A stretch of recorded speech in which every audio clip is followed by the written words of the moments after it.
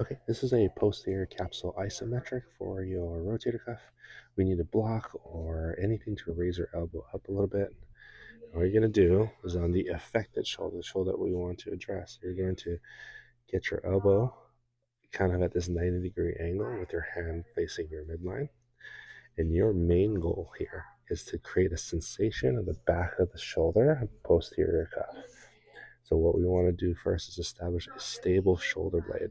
So before we load that elbow, we want to think about pulling the shoulder blade back and down.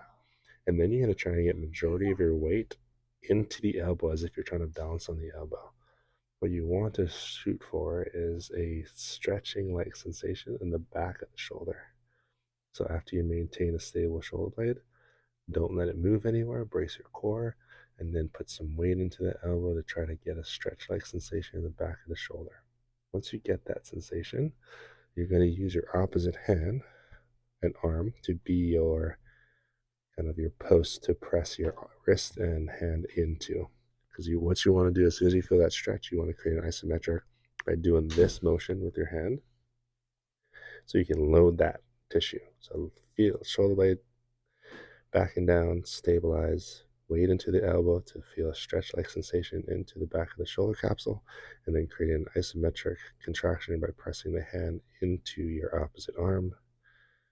And you should feel like the posterior capsule is being loaded. Play around with intensity. If it starts to creep into the front, you need to decrease the intensity to get something in the back of the shoulder. You also can play around with different ranges. So if it's too intense here, you can go a little bit further up or even try further down.